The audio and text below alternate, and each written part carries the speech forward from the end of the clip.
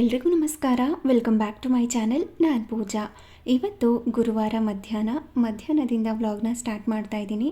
ಇದೊಂದು random vlog ಆಗಿರುತ್ತೆ. ನಾನು ಮಧ್ಯಾಹ್ನದಿಂದ ಏನೇನು ಕೆಲಸ ಮಾಡಿದೆ ಅಂತ ಶೇರ್ ಮಾಡ್ತಿದ್ದೀನಿ ಅಷ್ಟೇ. ಸ್ವಲ್ಪ ಬೆಳಿಗ್ಗೆನೇ ಇಡ್ಲಿಗೆ ಅಂತ ನೆನೆಸಿಟ್ಕೊಂಡಿದ್ದೆ. ಇಲ್ಲಿ ಇಡ್ಲಿ ಅಕ್ಕಿ, ಉದ್ದಿನಬೇಳೆ ಹಾಗೆ ಅವಲಕ್ಕಿನೂ ಕೂಡ ನೆನೆಸಿಟ್ಕೊಂಡಿದ್ದೀನಿ. ಮೂರನ್ನು ಹಾಕ್ಕೊಳ್ಳೋದ್ರಿಂದ ಇಡ್ಲಿ ಚೆನ್ನಾಗಿ ಬರುತ್ತೆ, ತುಂಬಾ ಸಾಫ್ಟಾಗಿ ಬರುತ್ತೆ. ನಾನು ಇಡ್ಲಿ ರೆಸಿಪಿನ ನಾಳಿನ ವೀಡಿಯೋದಲ್ಲಿ ಶೇರ್ ಮಾಡ್ತೀನಿ. ನಿಜವಾಗ್ಲೂ ತಟ್ಟೆ ಇಡ್ಲಿ ಎಷ್ಟು ಸಾಫ್ಟಾಗಿ ಬಂದಿತ್ತು ಅಂತಂದರೆ ಹತ್ತಿ ಥರ ಇತ್ತು, ಅಷ್ಟು ಮೃದುವಾಗಿತ್ತು. ಜಸ್ಟ್ 2 ಬೆರಳಿಂದ ಮುರಿಬೋದು, ಅಷ್ಟು ಸಾಫ್ಟಾಗಿತ್ತು.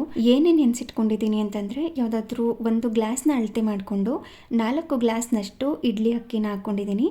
ಹಾಗೆಯೇ 1 ಗ್ಲಾಸ್ನಷ್ಟು ಉದ್ದಿನಬೇಳೆ, 3/4 ಗ್ಲಾಸ್ನಷ್ಟು ಅವಲಕ್ಕಿನ ಹಾಕಿ ಇದನ್ನು 4ರಿಂದ 5 ಗಂಟೆಗಳ ಕಾಲ ನೆನೆಸ್ಕೋಬೇಕು. ಆದಷ್ಟು ವಾಟರ್ ಎಲ್ಲ ಟ್ರಾನ್ಸ್ಪರೆಂಟ್ ಆಗಬೇಕು, ಅಲ್ಲಿ ತನಕ ಅದನ್ನು ವಾಶ್ ಮಾಡ್ಕೊಳ್ಳಿ. ಆವಾಗಲೇ ಇಡ್ಲಿ ಸಾಫ್ಟಾಗಿ ಟೇಸ್ಟಿಯಾಗಿ ಬರೋದು. ಏನಾದ್ರೂ ಪ್ರಿಸರ್ವೇಟಿವ್ಸ್ ಹಾಕಿರ್ತಾರೆ ಈ ಉದ್ದಿನಬೇಳೆಗೆ ಮತ್ತು ಅಕ್ಕಿಗೆಲ್ಲ, ಅದಕ್ಕೋಸ್ಕರ ಅದನ್ನು ಜಾಸ್ತಿನೇ ವಾಶ್ ಮಾಡ್ಕೋಬೇಕು. ವಾಶ್ ಮಾಡಿ ಇದನ್ನು 4ರಿಂದ 5 ಗಂಟೆಗಳ ಕಾಲ ಚೆನ್ನಾಗಿ ನೆನೆಸಿಟ್ಕೊಂಡು ಅದಾದ ನಂತರ ನಾನಿವತ್ತು ಇಡ್ಲಿನ ಗ್ರೈಂಡರಲ್ಲಿ ರುಬ್ಕೋತಾ ಇದ್ದೀನಿ. ಬೇಕಿದ್ರೆ ನೀವು ಮಿಕ್ಸಿನಲ್ಲಿ ಕೂಡ ರುಬ್ಬಿ ಮಾಡ್ಕೋಬೋದು, ಆದರೆ ಗ್ರೈಂಡರಲ್ಲಿ ರುಬ್ಬಿದ್ರೆ ತುಂಬಾ ಸಾಫ್ಟಾಗಿ ಬರುತ್ತೆ. ಈ ಉದ್ದಿನಬೇಳೆನ ರುಬ್ಬಿದಾಗ ಸರಿ ಅಂತ ಬರುತ್ತಲ್ವ, ಅದು ಕ್ವಾಂಟಿಟಿ ಡಬಲ್ ಆಗ್ತಾ ಹೋಗ್ತಾ ಇರುತ್ತಲ್ವ, ಅದು ತುಂಬ ಚೆನ್ನಾಗಾಗುತ್ತೆ. ಮಿಕ್ಸಿನಲ್ಲಿ ರುಬ್ಬಿದ್ರೆ ತುಂಬ ತೆಳುವಾಗಿಬಿಡುತ್ತೆ, ಗಟ್ಟಿ ಥರ ಎಲ್ಲ ಆಗೋದಿಲ್ಲ. ಆದರೆ ಗ್ರೈಂಡರಲ್ಲಿ ರುಬ್ಬಿದ್ರೆ ತುಂಬಾ ಚೆನ್ನಾಗಾಗುತ್ತೆ. ನಾನು ಕೆಲವೊಂದು ಸಾರಿ ಅವಲಕ್ಕಿನ ಹಾಕ್ಕೋತೀನಿ, ಕೆಲವೊಂದು ಸಾರಿ ಸ್ಕಿಪ್ ಮಾಡ್ಕೋತೀನಿ. ಮನೆಯಲ್ಲಿ ಇಡ್ಲಿಗೆ ಏನಾದರೂ ನೆನೆಸಿದಾಗ ಅವಲಕ್ಕಿ ಇದ್ದರೆ ಸೇರಿಸ್ಕೊಳ್ಳೋದು, ಇಲ್ಲ ಅಂತಂದರೆ ಅವಲಕ್ಕಿ ಹಾಕ್ತೇನೆ ಬರೀ ಉದ್ದಿನಬೇಳೆ ಅಕ್ಕಿನಲ್ಲೂ ಕೂಡ ಮಾಡ್ಕೋತೀನಿ. ಲಾಸ್ಟ್ ಟೈಮ್ ತಟ್ಟೆ ಇಡ್ಲಿ ಶೇರ್ ಮಾಡಿದಾಗ ಬರೀ ಉದ್ದಿನಬೇಳೆ ಅಕ್ಕಿ ಮಾತ್ರ ಹಾಕ್ಕೊಂಡು ಮಾಡ್ಕೊಂಡಿದ್ದು, ಇವತ್ತು ಅವಲಕ್ಕಿನೂ ಸೇರಿಸಿ ಮಾಡ್ಕೋತಾ ಇದ್ದೀನಿ. ಇವಾಗ ರುಬ್ಬೋದಕ್ಕೆ ಈ ಉದ್ದಿನಬೇಳೆನ ಹಾಕಿ ಅದಕ್ಕೆ ಮಧ್ಯದಲ್ಲಿ ಸ್ವಲ್ಪನೇ ನೀರನ್ನು ಸೇರಿಸ್ಕೋತಾ ಇದ್ದೀನಿ. ಆದಷ್ಟು ಐಸ್ ವಾಟರ್ನ ಸೇರಿಸ್ಕೊಂಡ್ರೆ ತುಂಬಾ ಒಳ್ಳೆಯದು. ಯಾಕೆ ಅಂದರೆ ಗ್ರೈಂಡರಲ್ಲಿ ರುಬ್ತಾ ಹಿಟ್ಟು ಬಿಸಿ ಆಗೋ ಚಾನ್ಸಸ್ ಏನು, ಈ ಗ್ರೈಂಡರಲ್ಲಿ ರುಬ್ಬಿದಾಗ ಹಿಟ್ಟು ಬಿಸಿ ಆಗುತ್ತೆ. ಅದಕ್ಕೋಸ್ಕರ ಐಸ್ ವಾಟರ್ನ ಹಾಕಿ ರುಬ್ಕೊಂಡ್ರೆ ತುಂಬ ಚೆನ್ನಾಗಿ ಉದ್ದಿನಬೇಳೆ ಸರಿ ಅನ್ನೋದು ಬರುತ್ತೆ. ಕ್ವಾಂಟಿಟಿ ಜಾಸ್ತಿ ಆಗ್ತಾ ಹೋಗ್ತಾ ಇರುತ್ತೆ, ತುಂಬಾ ಚೆನ್ನಾಗಿ ಸಾಫ್ಟಾಗಿ ಬರುತ್ತೆ. ನೋಡ್ತಿದ್ದೀರಲ್ವ ಎಷ್ಟು ಗಟ್ಟಿಯಾಗಿ ರೆಡಿಯಾಗಿದೆ ಅಂತ. ನಾನು ನಿಮಗೆ ತೋರಿಸ್ತೀನಿ. ಇಷ್ಟು ಕನ್ಸಿಸ್ಟೆನ್ಸಿಯಲ್ಲಿ ಇದ್ದರೆ ಸಾಕು, ರನ್ನಿಂಗ್ ಕನ್ಸಿಸ್ಟೆನ್ಸಿಯಲ್ಲಿ ಇರಬಾರ್ದು, ಈ ರೀತಿ ಗಟ್ಟಿಯಾಗಿ ಇರಬೇಕು. ಇನ್ನೂ ಗಟ್ಟಿಯಾಗಿ ಆಗುತ್ತೆ, ಅಲ್ಲಿ ತನಕ ಕೂಡ ರುಬ್ಕೋಬೋದು. ಇಷ್ಟು ಸಾಕಾಗುತ್ತೆ ಇಡ್ಲಿ ಮಾಡ್ಕೊಳ್ಳೋದಕ್ಕೆ. ವಡೆ ಮಾಡ್ಕೋಬೇಕು ಅಂದಾಗ ಇನ್ನೊಂದು ಸ್ವಲ್ಪ ಗಟ್ಟಿಯಾಗಿ ರುಬ್ಕೋಬೇಕು. ಇಡ್ಲಿಗೆ ಈ ಕನ್ಸಿಸ್ಟೆನ್ಸಿ ಸಾಕಾಗುತ್ತೆ. ಅಲ್ಲಿ ತನಕ ಅದನ್ನು ರುಬ್ಕೊಂಡು ಇದನ್ನು ಒಂದು ಪಾತ್ರೆಗೆ ಸೇರಿಸ್ಕೊತಾ ಇದ್ದೀನಿ. ಮೊದಲಿಗೆ ಉದ್ದಿನಬೇಳೆನ ರುಬ್ಕೊಂಡ್ಬಿಡ್ತೀನಿ, ಅದಾದ ನಂತರ ಅಕ್ಕಿನ ರುಬ್ಕೋತೀನಿ. ಕೆಲವರು ಫಸ್ಟು ಅಕ್ಕಿನ ರುಬ್ಕೊಂಡು ಅದಾದ ನಂತರ ಉದ್ದಿನಬೇಳೆನ ರುಬ್ಕೋತಾರೆ. ಮತ್ತು ಈ ಕಲ್ಲನ್ನೆಲ್ಲ ವಾಶ್ ಮಾಡಬೇಕಾಗತ್ತೆ ಅಂತ ಮೊದಲೇ ನಾನು ಉದ್ದಿನಬೇಳೆನ ರುಬ್ಕೊಂಡು ಇವಾಗ ಒಂದು ಪಾತ್ರೆಗೆ ಹಾಕ್ಕೋತಾ ಇದ್ದೀನಿ. ನೋಡಿ ಎಷ್ಟು ಗಟ್ಟಿಯಾಗಿದೆ ಅಂತ. ಈ ರೀತಿ ಕ್ವಾಂಟಿಟಿ ಡಬಲ್ ಆಗಿರಬೇಕು. ಉದ್ದಿನಬೇಳೆ ಎಷ್ಟು ಚೆನ್ನಾಗಿ ಸರಿ ಬರುತ್ತೋ ಇಡ್ಲಿ ಅಷ್ಟೇ ಸಾಫ್ಟಾಗಿ ಬರುತ್ತೆ. ತುಂಬಾ ಸಾಫ್ಟಾಗಿ ಬರೋದಕ್ಕೆ ಈ ಉದ್ದಿನಬೇಳೆನೇ ಹೆಲ್ಪ್ ಮಾಡೋದು. ಇವಾಗ ಇದನ್ನೆಲ್ಲನೂ ಕೂಡ ಬಳ್ದು ಒಂದು ಪಾತ್ರೆಗೆ ಹಾಕಿ ಮತ್ತು ಇವಾಗ ಅಕ್ಕಿನ ರುಬ್ಕೊಳ್ಳೋದಕ್ಕೆ ಸೆಟ್ ಮಾಡ್ಕೋತಾ ಇದ್ದೀನಿ.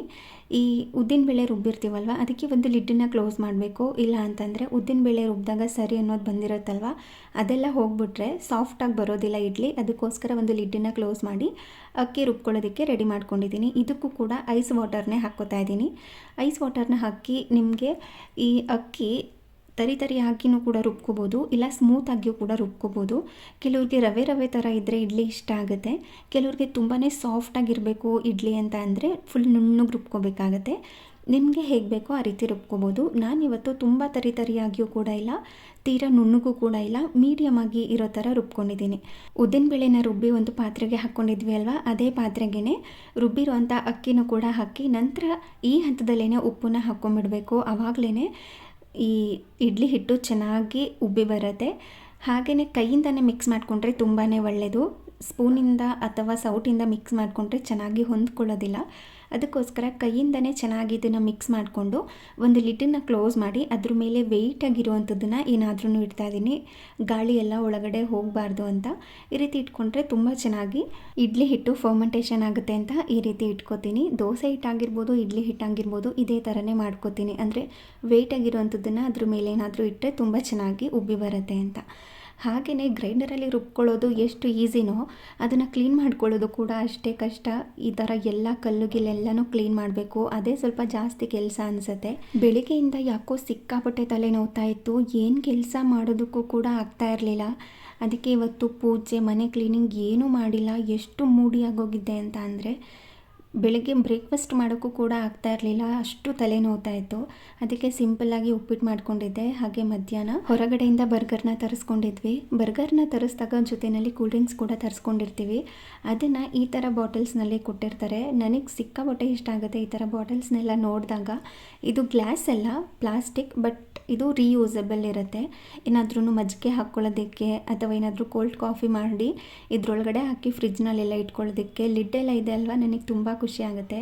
ಅದೇ ಥರ ಈ ಕಾಫಿ ಪೌಡರ್ ಎಲ್ಲ ತರಿಸಿದಾಗ ಜಾರ್ ಬರುತ್ತಲ್ವ, ಅದು ಕೂಡ ಅಷ್ಟೇ ಖುಷಿ ಆಗುತ್ತೆ. ಮತ್ತು ಐಸ್ ಕ್ರೀಮ್ ತರಿಸಿದಾಗ, ಕೇಕ್ ಎಲ್ಲ ತರಿಸಿದಾಗ, ಡಬ್ಬಗಳು ಬಂದಾಗ ನನಗೆ ಜಾಸ್ತಿ ಖುಷಿ ಆಗುತ್ತೆ. ಏನಾದ್ರೂ ಅಡುಗೆ ಮನೆಗೆ ಯೂಸ್ ಮಾಡ್ಕೋಬೋದು ಅಂತ. ನಿಮಗೂ ಇದೇ ಥರ ಆಗುತ್ತಾ ಅಂತ ಕಮೆಂಟ್ ಮಾಡಿ ತಿಳಿಸಿ.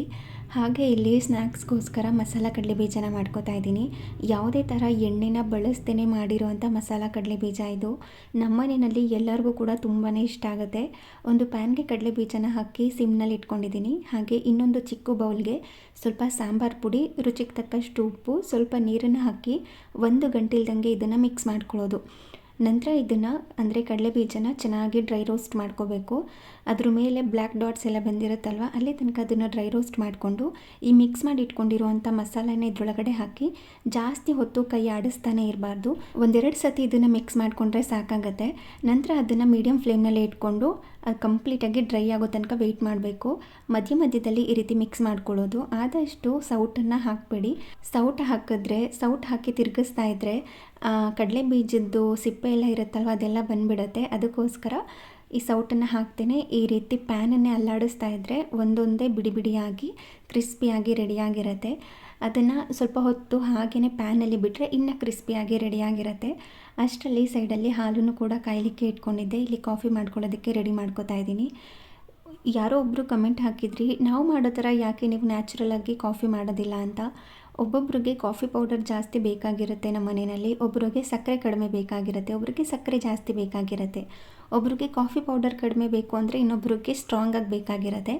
ಅದಕ್ಕೋಸ್ಕರ ಅವರ ಟೇಸ್ಟ್ಗೆ ತಕ್ಕಂತೆ ಸಕ್ಕರೆ ಮತ್ತು ಕಾಫಿ ಪೌಡರ್ ಎಲ್ಲವನ್ನು ಕೂಡ ಹೆಚ್ಚು ಕಡಿಮೆ ಮಾಡಿ ಅವರ ಟೇಸ್ಟ್ಗೆ ತಕ್ಕಂತೆ ಮಾಡಿಕೊಡ್ತೀನಿ. ಅದಕ್ಕೋಸ್ಕರ ಸೆಪ್ರೇಟಾಗಿ ಈ ರೀತಿ ಮಾಡೋದು ಅಷ್ಟೇ. ಇವತ್ತು ಎಲ್ಲರಿಗೂ ಕೂಡ ಒಟ್ಟಿಗೆನೆ ಮಾಡಿ ಹಾಕ್ಕೊಟ್ಟಿದ್ದೆ. ಹಾಗೆಯೇ ಈ ಪ್ಯಾನ್ಗೆ ಸ್ವಲ್ಪ ಸಾಂಬಾರು ಪುಡಿ ಎಲ್ಲ ಅಂಟ್ಕೊಂಡಿರುತ್ತೆ. ಈ ರೀತಿ ನೀರನ್ನು ಹಾಕಿ ಸ್ವಲ್ಪ ಹೊತ್ತು ಬಿಟ್ಟರೆ ಅದೆಲ್ಲ ನೀಟಾಗಿ ಬಂದುಬಿಡುತ್ತೆ. ಅಂದರೆ ನೀರಿನಲ್ಲಿ ಸ್ವಲ್ಪ ಹೊತ್ತು ನೆನೆಸಿದಾಗ ಈಸಿಯಾಗಿ ನಾವು ವಾಶ್ ಮಾಡ್ಕೋಬೋದು. ಅದಕ್ಕೋಸ್ಕರ ನೀರನ್ನ ಹಾಕಿ ಎತ್ತಿಟ್ಕೊಂಡಿದ್ದೀನಿ.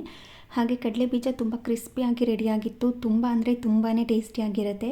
ಬೇಕಿದ್ರೆ ಒಂದು ಸಾರಿ ಟ್ರೈ ಮಾಡಿ. ನಮ್ಮನೆಯಲ್ಲಿ ಎಲ್ಲರಿಗೂ ಕೂಡ ಸಿಕ್ಕಾಪಟ್ಟೆ ಇಷ್ಟ ಆಗುತ್ತೆ ಈ ರೆಸಿಪಿ. ವಿತೌಟ್ ಆಯಿಲ್ ಸ್ನ್ಯಾಕ್ಸ್ ಬೇಕು ಅಂದಾಗ ಇದನ್ನು ಟ್ರೈ ಮಾಡ್ಬೋದು. ಹಾಗೆ ನೈಟ್ ಡಿನ್ನರ್ಗೋಸ್ಕರ ಚಪಾತಿ. ಅದಕ್ಕೆ ಇವತ್ತು ಸ್ಪೆಷಲಾಗಿ ಸೋಯಾ ಕೀಮಾ ಮಾಡ್ಕೋತಾ ಇದ್ದೀನಿ. ಅಂದರೆ ಸೋಯಾ ಬುರ್ಜಿ ಅಂತನಾದ್ರೂ ಹೇಳ್ಬೋದು, ಸೋಯಾ ಕೀಮಾ ಅಂತನಾದ್ರೂ ಹೇಳ್ಬೋದು. ತುಂಬ ಅಂದರೆ ತುಂಬಾ ಸಿಂಪಲ್ ಮಾಡ್ಕೊಳ್ಳೋದು, ತುಂಬ ಅಂದರೆ ತುಂಬಾ ಟೇಸ್ಟಿಯಾಗಿರುತ್ತೆ. ಬೇಕಿದ್ರೆ ಇದನ್ನು ಒಂದು ಸಾರಿ ಟ್ರೈ ಮಾಡಿ. ಕೆಲವ್ರಿಗೆ ಸೋಯಾ ಚಂಕ್ಸ್ ತಿನ್ನೋದು ಅಷ್ಟೊಂದು ಇಷ್ಟ ಆಗೋದಿಲ್ಲ. ಎಕ್ಸಾಂಪಲ್ ನಮ್ಮ ಅತ್ತೆಗೆ ಸೋಯಾ ಚಂಕ್ಸ್ ಅಂದ್ರೇ ಇಷ್ಟ ಆಗೋದಿಲ್ಲ. ಪುಲಾವ್ಗೆ ಏನಾದರೂ ಹಾಕಿದಾಗ, ಗ್ರೇವಿ ಏನಾದರೂ ಮಾಡಿದಾಗ ಅದನ್ನು ಸೈಡಲ್ಲಿ ಎತ್ತಿಟ್ಬಿಡ್ತಾರೆ. ನನಗೆ ಇಷ್ಟ ಆಗಲ್ಲ, ಚೆನ್ನಾಗಿರೋದಿಲ್ಲ ಅಂತ. ಆದರೆ ನಾನು ಮತ್ತು ನನ್ನ ಹಸ್ಬೆಂಡ್ ತಿಂತೀವಿ, ಬಟ್ ಜಾಸ್ತಿ ಏನು ತಿನ್ನೋದಿಲ್ಲ. ದಪ್ಪ ಸೋಯಾ ಚಂಕ್ಸ್ ಆಗಿದ್ದರೆ ಲೆಕ್ಕ ಮಾಡ್ಕೊಂಡು ಹಾಕಿರ್ತೀನಿ. ಒಬ್ಬೊಬ್ರಿಗೆ 5 ಪೀಸ್ ಬರೋ ಥರ, ಅಂದರೆ 3 ಜನಕ್ಕೆ 15 ಸೋಯಾ ಚಂಕ್ಸ್ನ ಹಾಕಿ ಮಾಡಿರ್ತೀನಿ, ಇಲ್ಲ ಅಂದರೆ 12 ಹಾಕಿ ಮಾಡಿರ್ತೀನಿ. ಈ ರೀತಿ ಲೆಕ್ಕ ಮಾಡ್ಕೊಂಡು ಹಾಕ್ಕೊಳ್ಳೋದು. ತುಂಬ ಜಾಸ್ತಿನೂ ತಿನ್ನಬಾರ್ದು ಸೋಯಾ ಚಂಕ್ಸ್ನ ಅಂತ. ಅದಕ್ಕೋಸ್ಕರ ಇಲ್ಲಿ ಸೋಯಾ ಕೀಮಾ ಮಾಡ್ಕೋತಾ ಇದ್ದೀನಿ, ಎಲ್ಲರಿಗೂ ಕೂಡ ಇಷ್ಟ ಆಗುತ್ತೆ ಅಂತ. ಇವತ್ತು ಮಿನಿ ಸೋಯಾ ಚಂಕ್ಸ್ನ ತೊಗೊಂಡು ಸ್ವಲ್ಪ ಬಿಸಿ ನೀರಲ್ಲಿ ನೆನೆಸಿಟ್ಕೊಂಡಿದ್ದೀನಿ. ಅದು ನೆನೆಯೋಷ್ಟರಲ್ಲಿ ಇದಕ್ಕೆ ಈರುಳ್ಳಿ ಮತ್ತು ಟೊಮ್ಯಾಟೋನ ಸಣ್ಣದಾಗಿ ಕಟ್ ಮಾಡ್ಕೋಬೇಕು. ಇದನ್ನು ಮಾಡ್ಕೊಳ್ಳೋದಕ್ಕೆ ಈರುಳ್ಳಿ ಮತ್ತು ಟೊಮ್ಯಾಟೊ, ಶುಂಠಿ, ಬೆಳ್ಳುಳ್ಳಿನ ಸೆಪ್ರೇಟಾಗಿ ರುಬ್ಬಿ ಕೂಡ ಸೇರಿಸ್ಕೋಬೋದು. ಆದರೆ ನಾನು ಇವತ್ತು ಇದನ್ನು ಕಟ್ ಮಾಡೇ ಸೇರಿಸ್ಕೋತಾ ಇದ್ದೀನಿ. ತುಂಬ ಅಂದರೆ ತುಂಬಾ ರುಚಿಯಾಗಿ ಬರುತ್ತೆ. ಬೇಕಿದ್ರೆ ಒಂದು ಸಾರಿ ಟ್ರೈ ಮಾಡಿ ನೀವು. ಈರುಳ್ಳಿನ ಆದಷ್ಟು ಸಣ್ಣದಾಗಿ ಕಟ್ ಮಾಡ್ಕೋಬೇಕು. ಹಾಗೆಯೇ 2 ಹುಳಿ ಟೊಮ್ಯಾಟೊನು ಕೂಡ ಆದಷ್ಟು ಸಣ್ಣದಾಗೇ ಕಟ್ ಮಾಡ್ಕೋತಾ ಇದ್ದೀನಿ. ಹಾಗೆಯೇ ಇದಕ್ಕೆ ಹಸಿಮೆಣಸಿನ್ಕಾಯಿ, ಕೊತ್ತಂಬರಿ ಸೊಪ್ಪನ್ನು ಕೂಡ ಆದಷ್ಟು ಸಣ್ಣದಾಗಿ ಕಟ್ ಮಾಡಿಕೊಂಡು ರೆಡಿ ಮಾಡಿಕೊಂಡ್ರೆ ಈ ರೆಸಿಪಿನ ಫಾಸ್ಟಾಗಿ ಮಾಡ್ಕೋಬೋದು. ಒಂದು 15 ನಿಮಿಷದಲ್ಲೆಲ್ಲ ಈ ರೆಸಿಪಿ ರೆಡಿಯಾಗಿ ಹೋಗ್ಬಿಡತ್ತೆ. ಚಪಾತಿ ಹಿಟ್ಟನ್ನು ಮೊದಲು ಕಲಸಿಟ್ಕೊಂಡು ಅದಾದ ನಂತರ ಇದನ್ನೆಲ್ಲ ರೆಡಿ ಮಾಡಿಕೊಂಡು ಸೈಡಲ್ಲಿ ಈ ಸೈಡ್ ಡಿಶ್ ಕೂಡ ರೆಡಿ ಆಗ್ತಾ ಇರುತ್ತೆ, ಇನ್ನೊಂದು ಸೈಡಲ್ಲಿ ಚಪಾತಿ ಕೂಡ ಮಾಡ್ಕೋಬೋದು ಅಂತ ಈ ರೀತಿ ರೆಡಿ ಮಾಡ್ಕೊಂಡಿರ್ತೀನಿ. ಇದನ್ನೆಲ್ಲ ಕಟ್ ಮಾಡ್ಕೊಳ್ಳೋ ಅಷ್ಟರಲ್ಲಿ ಈ ಸೋಯಾ ಚಂಕ್ಸ್ ಕೂಡ ಬಿಸಿ ನೀರಲ್ಲಿ ಚೆನ್ನಾಗಿ ನೆಂದಿರುತ್ತೆ. ಬಿಸಿ ನೀರ ಚೆಲ್ಲಿ ಅದಕ್ಕೆ ಇನ್ನೊಂದು ಸ್ವಲ್ಪ ತಣ್ಣೀರನ್ನ ಹಾಕಿ ಇದರಲ್ಲಿರುವಂಥ ಎಕ್ಸ್ಟ್ರಾ ನೀರನ್ನೆಲ್ಲ ತೆಗೆದು ಒಂದು ಮಿಕ್ಸಿ ಜಾರ್ಗೆ ಹಾಕಿ ಇದನ್ನು ತರಿಯಾಗಿ ರುಬ್ಕೋಬೇಕು. ನೋಡಿ ಈ ರೀತಿ ಇರಬೇಕು. ಈ ರೀತಿ ರುಬ್ಕೊಂಡ್ರೆ ತುಂಬ ಚೆನ್ನಾಗಿ ಬ್ಲೆಂಡ್ ಆಗುತ್ತೆ. ಈ ಸೋಯಾ ಚಂಕ್ಸ್ ತಿಂತಾ ಇದ್ದೀವಿ ಅಂತಲೇ ಅನಿಸೋದಿಲ್ಲ. ಸಣ್ಣದಾಗಿ ಕಟ್ ಮಾಡಿ ಇಟ್ಕೊಂಡಿರುವಂಥ ಈರುಳ್ಳಿ, ಟೊಮೆಟೊ ಮತ್ತು ಕಾಯಿ ತುರಿನ ಹಾಕಿ ಮಾಡ್ಕೊಂಡಿರುವಂಥ ಪಲ್ಯ ಅಂತ ಅನ್ಕೋತಾರೆ. ಯಾರಿಗಾದ್ರೂ ಸೋಯಾ ಚಂಕ್ಸ್ ಇಷ್ಟ ಇಲ್ಲ ಅಂದರೆ ಅವ್ರಿಗೆ ಈ ರೆಸಿಪಿನ ಮಾಡಿಕೊಡಿ, ಅವ್ರು ಖಂಡಿತ ಕಂಡುಹಿಡಿಯೋದಿಲ್ಲ ಇದು ಸೋಯಾ ಚಂಕ್ಸ್ ಕೀಮಾ ಅಥವಾ ಸೋಯಾ ಚಂಕ್ಸ್ ಬುರ್ಜಿ ಅಂತ. ಇವಾಗ ಇದನ್ನು ಮಾಡ್ಕೊಳ್ಳೋದಕ್ಕೆ ಒಂದು ಪ್ಯಾನ್ಗೆ ಸ್ವಲ್ಪ ಎಣ್ಣೆನ ಹಾಕಿ ಅದು ಕಾದ ನಂತರ ಸಣ್ಣದಾಗಿ ಕಟ್ ಮಾಡಿ ಇಟ್ಕೊಂಡಿರುವಂಥ ಈರುಳ್ಳಿನ ಹಾಕಿ ಇದನ್ನು ಟ್ರಾನ್ಸ್ಪರೆಂಟ್ ಆಗಿ ಆಗೋ ತನಕ ಫ್ರೈ ಮಾಡ್ಕೋಬೇಕು. ಈರುಳ್ಳಿ ಜೊತೆ ಹಸಿಮೆಣಸಿನ್ಕಾಯಿನೂ ಕೂಡ ಸೇರಿಸ್ಕೊಂಡಿದ್ದೀನಿ. ನಂತರ ಇದಕ್ಕೆ ಕಟ್ ಮಾಡಿ ಇಟ್ಕೊಂಡಿರುವಂಥ ಟೊಮ್ಯಾಟೊ, ಸ್ವಲ್ಪ ಉಪ್ಪನ್ನು ಸೇರಿಸ್ಕೊಂಡು ಮತ್ತು ಇದನ್ನು ಚೆನ್ನಾಗಿ ಮಿಕ್ಸ್ ಮಾಡಿಕೊಂಡು ಫ್ರೈ ಮಾಡ್ಕೋಬೇಕು. ಈರುಳ್ಳಿ ಮತ್ತು ಟೊಮೆಟೊ ಎರಡೂ ಕೂಡ ಸಾಫ್ಟಾಗಿ ಆಗಿರುತ್ತೆ, ಅಲ್ಲಿ ತನಕ ಇದನ್ನು ಫ್ರೈ ಮಾಡ್ಕೋಬೇಕು. ಮಧ್ಯದಲ್ಲಿ ಸ್ವಲ್ಪ ಶುಂಠಿ ಬೆಳ್ಳುಳ್ಳಿ ಪೇಸ್ಟನ್ನು ಸೇರಿಸಿ ಫ್ರೈ ಮಾಡ್ಕೋತಾ ಇದ್ದೀನಿ. ಇದನ್ನು ಸ್ವಲ್ಪ ಹೊತ್ತು ಫ್ರೈ ಮಾಡ್ಕೊಂಡಿದ್ದ ನಂತರ ನಾವು ಸೋಯಾ ಚಂಕ್ಸ್ನ ಗ್ರೈಂಡ್ ಮಾಡಿ ಇಟ್ಕೊಂಡಿದ್ದೀವಲ್ವ, ಆ ಪುಡಿನ ಇದರೊಳಗಡೆ ಸೇರಿಸ್ಕೊಂಡು ಮತ್ತು ಇದನ್ನು ಚೆನ್ನಾಗಿ ಮಿಕ್ಸ್ ಮಾಡ್ಕೋಬೇಕು. ನಂತರ ಇದಕ್ಕೆ ಸ್ವಲ್ಪ ಮಸಾಲ ಪೌಡರ್ಗಳನ್ನೆಲ್ಲ ಸೇರಿಸ್ಕೋಬೇಕು. ಅದನ್ನು ಈ ಹಂತದಲ್ಲಿ ಸೇರಿಸ್ಕೊಳ್ಳೋದು. ಈ ಸೋಯಾ ಚಂಕ್ಸ್ ಪುಡಿನ ಹಾಕಿದ್ಮೇಲೆ ತುಂಬ ಜಾಸ್ತಿ ಹೊತ್ತು ಫ್ರೈ ಮಾಡ್ಕೊಳ್ಳೋ ಅಗತ್ಯ ಇಲ್ಲ. ಬಿಸಿ ನೀರಲ್ಲಿ ಆಲ್ರೆಡಿ ನೆನೆಸಿಟ್ಕೊಂಡಿರ್ತೀವಲ್ವ, ಅದರದ್ದು ಹಸಿ ವಾಸನೆ ಆ ಥರ ಏನಾದರೂ ಇದ್ದರೆ ಹೋಗ್ಬಿಟ್ಟಿರುತ್ತೆ. ಬರೀ ಇದನ್ನು ಹಾಕಿದ ನಂತರ ಅಂದರೆ ಸೋಯಾ ಚಂಕ್ಸ್ನ ಪುಡಿ ಮಾಡ್ಕೊಂಡು ಹಾಕಿದ ನಂತರ ಇದಕ್ಕೆ ಸ್ವಲ್ಪ ಅರಿಶಿನ ಪುಡಿ, ಖಾರಕ್ಕೆ ತಕ್ಕಂತೆ ಅಚ್ಕಾರದ ಪುಡಿ, ಸ್ವಲ್ಪ ಗರಂ ಮಸಾಲ ಹಾಗೆ ಸ್ವಲ್ಪ ಧನಿಯಾ ಪುಡಿನ ಹಾಕಿ ರುಚಿಗೆ ತಕ್ಕಷ್ಟು ಉಪ್ಪನ್ನು ಸೇರಿಸಿ ಚೆನ್ನಾಗಿ ಇದನ್ನು ಮಿಕ್ಸ್ ಮಾಡ್ಕೊಳ್ಳೋದು. ಮಧ್ಯದಲ್ಲಿ ಸ್ವಲ್ಪ ನೀರನ್ನು ಹಾಕಿ ಮಿಕ್ಸ್ ಮಾಡ್ಕೊತೀನಿ, ಫುಲ್ ಡ್ರೈ ಆಗಿಬಿಟ್ಟಿತ್ತು ಅದಕ್ಕೋಸ್ಕರ. ನಿಮಗೆ ಲಿಕ್ವಿಡ್ ಥರ ಏನಾದರೂ ಬೇಕು ಅಂತ ಅಂದರೆ ಗ್ರೇವಿ ಥರ ಬೇಕು ಅಂತ ಅಂದರೆ ಕಟ್ ಮಾಡಿ ಸೇರಿಸ್ಕೊಂಡಿದ್ದೀನಲ್ವ ಈರುಳ್ಳಿ ಮತ್ತು ಟೊಮ್ಯಾಟೊನ, ಅದನ್ನು ರುಬ್ಬಿ ಸೇರಿಸ್ಕೊಂಡ್ರೆ ಗೊಜ್ಜು ಥರ ರೆಡಿಯಾಗಿರುತ್ತೆ. ಇವತ್ತು ನಾನು ಬುರ್ಜಿ ಥರ ಮಾಡ್ತಾ ಇರೋದು, ಸೊ ಹಾಗಾಗಿ ಸ್ವಲ್ಪ ಡ್ರೈ ಆಗೇ ಮಾಡ್ಕೊತಾ ಇದ್ದೀನಿ. ಇದನ್ನು ಸ್ವಲ್ಪ ಹೊತ್ತು ಫ್ರೈ ಮಾಡ್ಕೊಂಡಿದ್ದ ನಂತರ ಕೊನೆಯಲ್ಲಿ ಸ್ವಲ್ಪ ಕಸೂರಿ ಮೇಥಿ ಹಾಗೆ ಸಣ್ಣದಾಗಿ ಕಟ್ ಮಾಡಿ ಇಟ್ಕೊಂಡಿರುವಂಥ ಕೊತ್ತಂಬರಿ ಸೊಪ್ಪನ್ನು ಹಾಕಿ ಚೆನ್ನಾಗಿ ಮಿಕ್ಸ್ ಮಾಡಿ ಒಂದು ಲಿಡ್ಡನ್ನ ಕ್ಲೋಸ್ ಮಾಡಿ ಇದನ್ನು 2-3 ನಿಮಿಷ ಸಿಮ್ನಲ್ಲಿ ಇಟ್ಕೊಂಡು ಬೇಯಿಸ್ಕೊತೀನಿ ಅಷ್ಟೇ. ಅದು ರೆಡಿ ಆಗೋ ಅಷ್ಟರಲ್ಲಿ ಸೈಡಲ್ಲಿ ಚಪಾತಿನೂ ಕೂಡ ಲಟ್ಟಿಸ್ಕೊಂಡು ಬೇಯಿಸ್ಕೊತಾ ಇರ್ತೀನಿ. ಇವತ್ತು ಅಷ್ಟೊಂದು ತಲೆನೋವು ಇದ್ರೂ ಕೂಡ ಬೆಳಗ್ಗೆನೇ ಇಡ್ಲಿಗೆ ನೆನೆ ಹಾಕಿದ್ದೆ.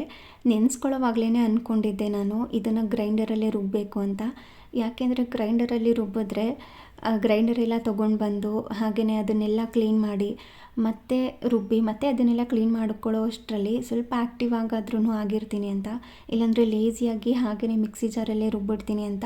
ಜಾಸ್ತಿ ಕೆಲಸ ಆಗಲಿ ಅಂತಲೇ ಇವತ್ತು ಗ್ರೈಂಡರಲ್ಲಿ ರುಬ್ಕೊಳ್ಳೋಣ ಅಂತ ಇಡ್ಲಿಗೆ ನೆನೆ ಹಾಕ್ಕೊಂಡಿದ್ದೆ.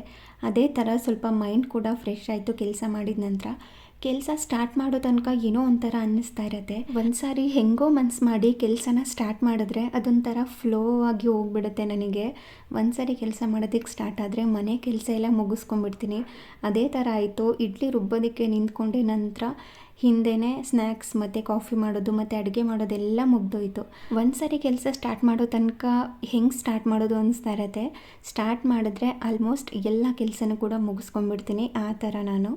ಹಾಗೆಯೇ ಇಲ್ಲಿ ಅಜಿಯೋಯಿಂದ ಸ್ವಲ್ಪ ಆರ್ಡರ್ ಮಾಡಿದ್ದೆ ಬಟ್ಟೆ ಮತ್ತು ಶೂಸ್ನೆಲ್ಲ. ಅದರಲ್ಲಿ ಒಂದು ಶೂ ಬಂದಿತ್ತು. ಚೆಕ್ ಮಾಡ್ತಾಯಿದ್ದೆ ಕರೆಕ್ಟಾಗಿದೆಯಾ ಇಲ್ವಾ ಅಂತ. ಆ್ಯಕ್ಚುಲ್ ನಂದು ಕರೆಕ್ಟ್ ಸೈಜ್ನೇ ಆರ್ಡರ್ ಮಾಡಿದ್ದೆ. ಕೆಲವೊಂದು ಬ್ರ್ಯಾಂಡ್ ಹೇಗೆ ಅಂದರೆ ಸೇಮ್ 8 ಸೈಜೇ ಕೆಲವೊಂದು ಸರಿ ಲೂಸ್ ಆಗುತ್ತೆ, ಸೇಮ್ 8 ಸೈಜೇ ಕೆಲವೊಂದು ಬ್ರ್ಯಾಂಡ್ ಟೈಟ್ ಆಗುತ್ತೆ. ಈ ಬ್ರ್ಯಾಂಡಲ್ಲಿ ಸ್ವಲ್ಪ ಲೂಸ್ ಅನ್ನಿಸ್ತು, ಅದಕ್ಕೋಸ್ಕರ ಇಲ್ಲಿ ರಿಟರ್ನ್ ಮಾಡೋಣ ಅಂತ ರೆಡಿ ಮಾಡ್ಕೋತಾ ಇದ್ದೆ. ಸಾರಿ, ರಿಟರ್ನ್ ಅಲ್ಲ, ಎಕ್ಸ್ಚೇಂಜ್ ಮಾಡೋಣ ಅಂತ ರೆಡಿ ಮಾಡ್ಕೋತಾ ಇದ್ದೆ. ಇದಾಗಿತ್ತು ಇವತ್ತಿನ ವಿಡಿಯೋ. ಈ ವಿಡಿಯೋ ನಿಮಗೆ ಸ್ವಲ್ಪನಾದರೂ ಇಷ್ಟ ಆಗಿದ್ದರೆ, ಯೂಸ್ಫುಲ್ ಅನಿಸಿದ್ರೆ ಪ್ಲೀಸ್ ಒಂದು ಲೈಕ್ ಮಾಡಿ, ಹಾಗೆ ನಿಮ್ಮ ಫ್ರೆಂಡ್ಸ್ ಆ್ಯಂಡ್ ಫ್ಯಾಮಿಲಿಗೆಲ್ಲ ಈ ವಿಡಿಯೋನ ಶೇರ್ ಮಾಡಿ. Thank you.